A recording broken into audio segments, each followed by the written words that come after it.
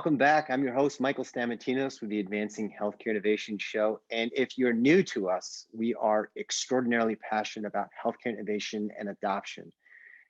Our objective in this series, in this show, is really talking around individuals, stories, highlighting folks that are really truly innovating within healthcare. And we have an action-packed year. We have some phenomenal people that we've already interviewed and then interviews that are upcoming. And I'm absolutely delighted today to bring to you Dr. Dennis Humphrey, who is one of the managing partners of Eden Business Concepts. And we talk about innovation within healthcare. And there are really two aspects of innovation adoption that it hinges on, actually. One is this idea of access, and the other is leadership. And Dr. Humphrey is a world-renowned expert within leadership, and we're just absolutely delighted to have him here. So Dr. Humphrey, welcome to the show. Hey, thanks for having me, Michael. You're very generous with the world-renowned there, but I'll take it today. I know, you're quite the humble guy. So let's just kind of dive right into it. I'd love for, your background is extraordinarily unique in terms of how you've kind of gotten into this sort of leadership role. I'd love maybe if you can give the audience members, well, we have a global audience, by the way, which is great. But I'd love for the audience to maybe learn a little bit more about you, sort of your story and sort of how you got to where you are and with the organizations that you're working with. So maybe we start there. Sure, I'd be glad to. Well, I like to tell people I started out working in juvenile corrections. I started out working in a jail, and from that makes you hyper aware. And from there, I moved on and into mental health. I spent I'm still working in the mental health field part-time, but along the way, I started to recognize that what I learned in my mental health practice really had value when it was retooled and brought into the business environment. And so early on in my career, started working with senior executives in the coaching space around their careers. And that was a great experience. I learned a ton from them, and continued on doing that, the business consulting and the mental health, and then got into higher education and spent a number of years teaching in higher ed. And over the years, I've got married, got 4 kids, have 3 dogs, too many cars in my driveway. But, all through all of that, just had a great experience of working both domestically and internationally. And really, the focus of it all is really just helping leaders kind of figure out what's going on in themselves so that they can then thrive and they can help their people thrive.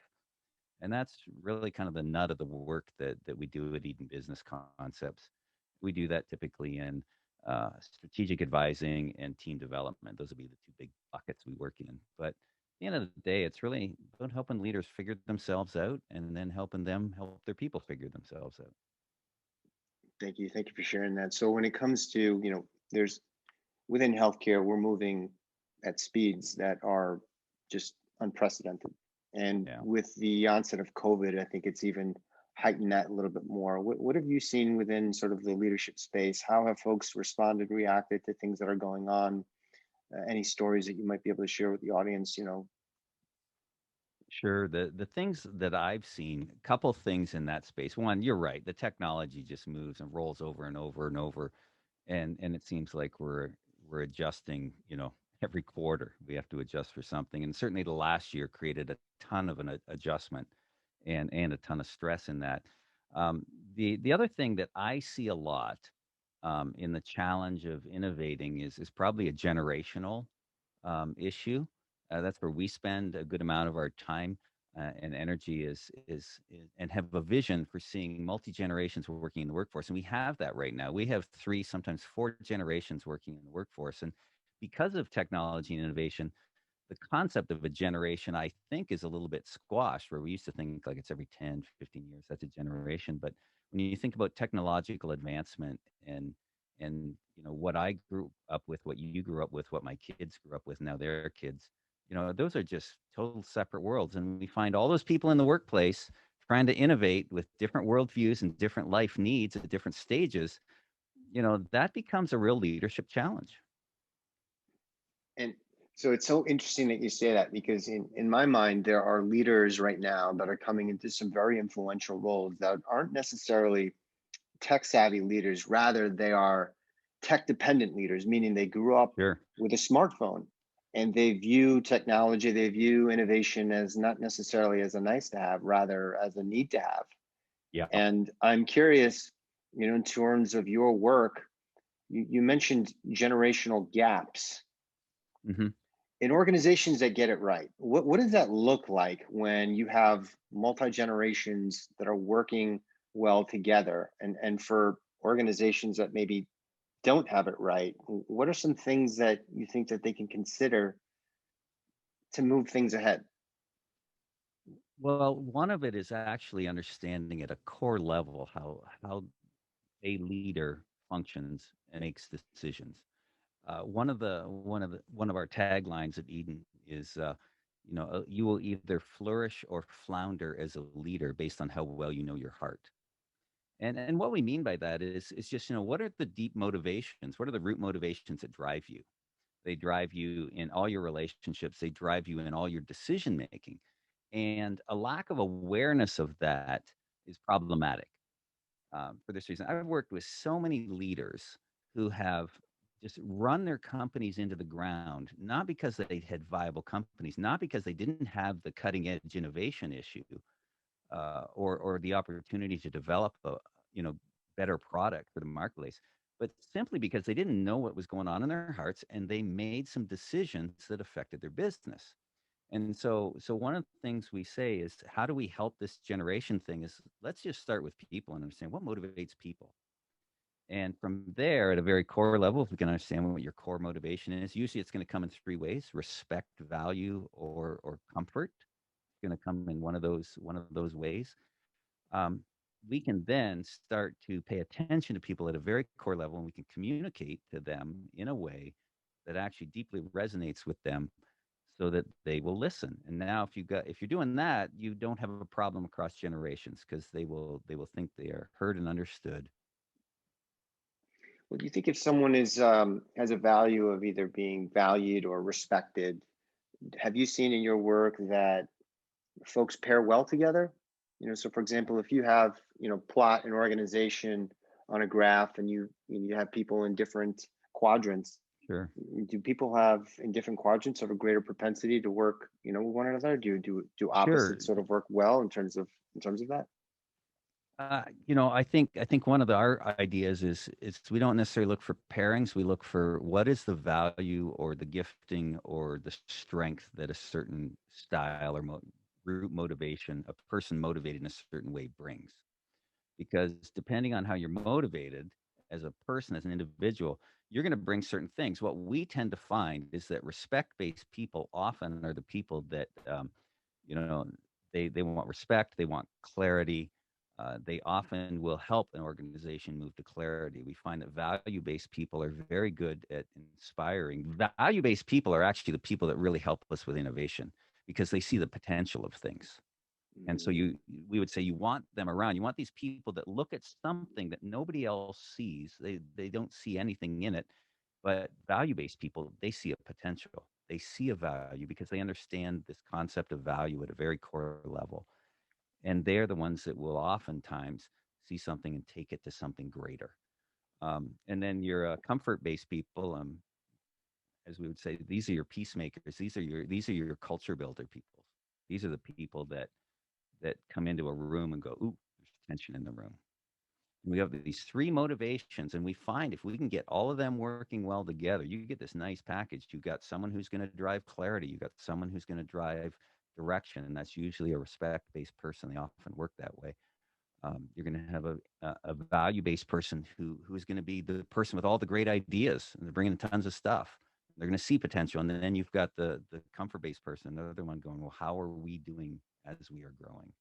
You get that package lined up and running, and you create a thriving environment where people feel really safe to bring their ideas, bring their thoughts. When you create an environment like that, you'll create innovation. it's awesome to hear that. When things are working right, you can move things forward. In healthcare, things are oftentimes the environments can be a little bit chaotic, especially now with Yeah. depending on where clinicians are working. There's just been an overall general sentiment. It depends on where it is, that it's hard to get people to change, and sort of the Yeah. dealing with the human side of change is often harder than deploying technology. I think that deploying the technology is probably the easy part. Getting people to actually feel comfortable with the change is often the Yeah. most difficult part. How do you view that, and what are some things that you've done to kind of make that transition a little bit smoother? Well, change creates discomfort, right?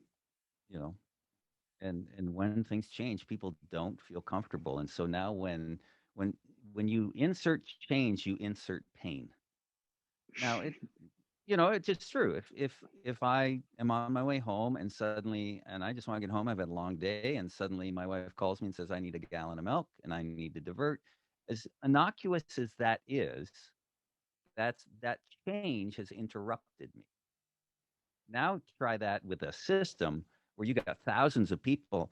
And then in healthcare, on top of that, not only do you have thousands of people in your own thing you're trying to do, now you've got an overlay of, well, we got HIPAA concerns.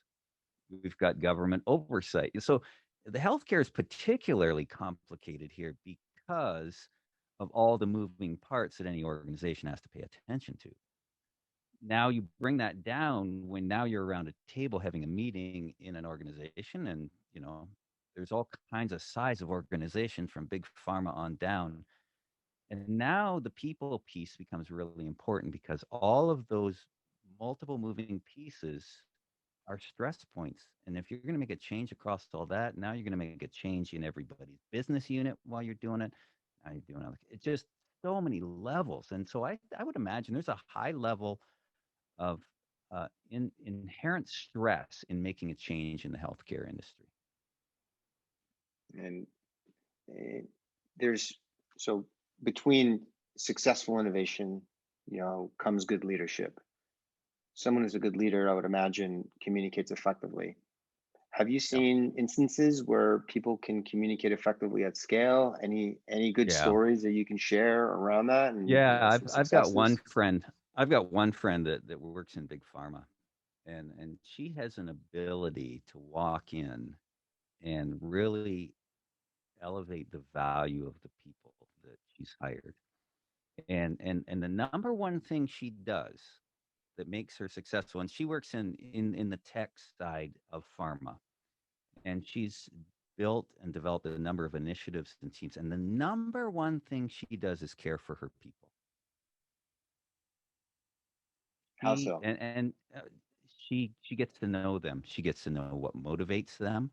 She studies their abilities really well, and she very intentionally gives them opportunity. She backs them up, and she intentionally gives them opportunity to succeed and fail by by putting them out into opportunities. So rather than it's this is good leadership 101, right? The good leader raises people up and puts them out in spots rather than going and doing everything for everybody.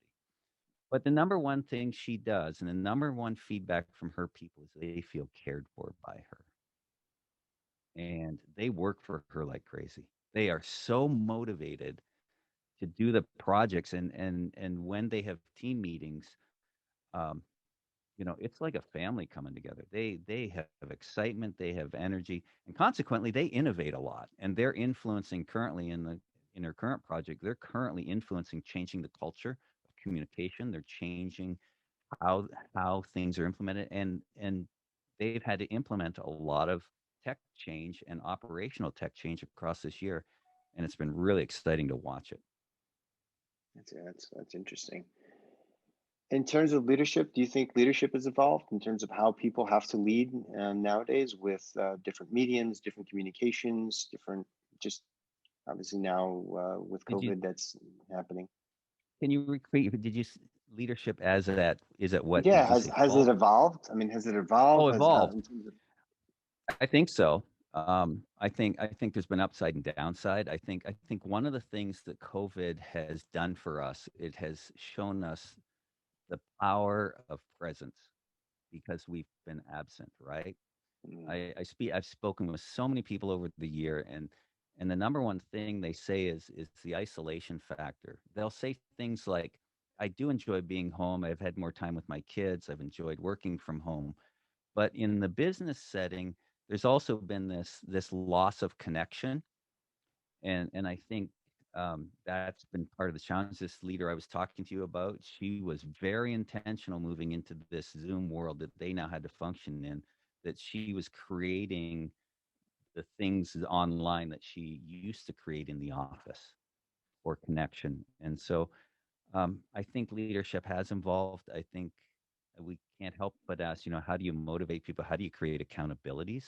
That's another one. And How do you depending on do one's, that? well, I think once again, I'm just going to come back to relationship. If you're a leader and your people trust you, they'll work for you. In order to develop trust, you have to actually kind of understand. They have to get a sense that you know them and you are safe with them. Um, it really is 101. I know we harp on it a lot, people capital, relationship capital, but it really is fundamental to leadership. We have to look at these individuals and the individual in my team and go, how's this person motivated? What does this happen? You and I both have kids, right? So one of the things we do is we look at our kids, we study them, and we learn from them about them, and then we know, oh, they like this. So when it comes to buying gifts, or when it comes to taking care of them, or even when they're fussy, we now know because we've paid attention, and we'll each talk about our kids, and I'll say, well, my kid does and so this way, and you'll tell me a story of yours. We need to do this. You need to do the same thing with your staff. Do you know them well? Do you know how their heart is motivated? Do you know their core motivations, what will really motivate them to perform? Learn to speak that language, and that's what we do at Eden. We help leaders figure that out. We have ways to do that. How They will much do work you for you. how much do you think, in terms of where we are as a society, we're so infatuated with immediate gratification that the Yeah, idea of actually taking time to get to know your staff as opposed to just wanting immediate results? Because look, there's a lot of external pressures, whether it's you've raised a lot of money, there's expectations yeah, for you to hit certain budgets, attain certain objectives. um, yeah, it just seems like maybe some of those external pressures are playing into the hands of not being a good leader. And it sounds like what you're saying is, look, in order for you to be an effective leader, you need to really focus on the common denominator, which is, yeah, at the end of the day, people are people and people connect to others based on relationship. And if that yeah, foundation there is not solid, then yeah, you're building potentially, a skyscraper on a foundation that could yeah, probably only handle like a 10-story building. yeah, yeah. Let me give you an example, just a real practical, down to earth example. I was working with a young man. He's 5 years into his career in the finance world, and in the company they were moving him up pretty rapidly. And his issue is he's like his respect based person. Respect his ideas. He likes clarity. He likes to know what we're doing and where we're doing. And so they're promoting him, promoting.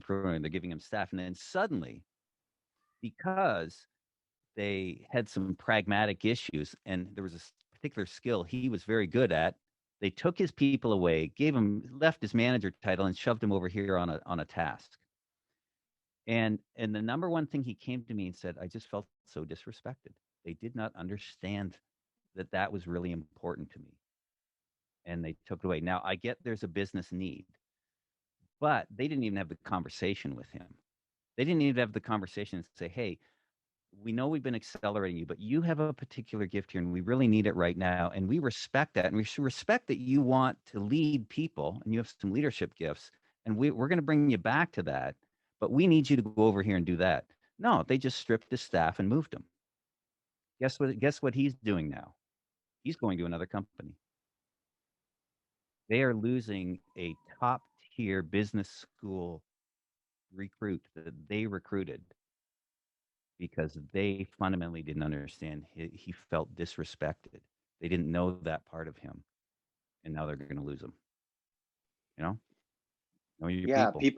people leave managers and they leave leaders. They don't leave companies. I think you can say that you That's have right. an amazing culture, an amazing organization. At the end of the day, it's that person that you are reporting to. If that relationship is strained or not there or absent, you're gonna Yeah, you're gonna look for satisfaction elsewhere. yeah. But in this case, it was a very simple thing. They just didn't pay attention to how this individual felt respected and valued in the company. It was that's all they need. All they need to do is have that conversation. He said that if they had that conversation with me, I would have stayed. Now he needs to go because his career is going to go and grow at this point. But those are the things. When you don't pay attention, you can lose really good people, really help you move forward. It's not all about hitting the numbers. Those are important, but you got to ask yourself what's the human wreckage. And if you have been listening to HBR, reading any Harvard Business Review over the last couple of years, they've been nailing this issue hard for the last couple of years. Yeah, it's just very clear that talent will always find a place to land. Someone who's an A player, they will find the next place. But hopefully, they will. But here's the thing: if you are innovating, the last thing you want is for your top innovators to go somewhere else because they didn't feel they actually were understood, or you didn't know how to motivate them at a very core level. And that'll hurt your business. So let's just fast forward a year from now, and we're looking back. What needs to happen, from a leadership perspective, in order for innovation, for adoption, innovation to really advance at a speed that is actually going to impact human life? Well, I think it starts with a leader. It's a classic know thyself. The lack of self-awareness and emotional intelligence in leadership kills business. Lencioni got this right in his book Advantage, right? This is his whole argument. You can have smart business and you can have healthy business. If you don't have healthy, you're not going to have smart for long.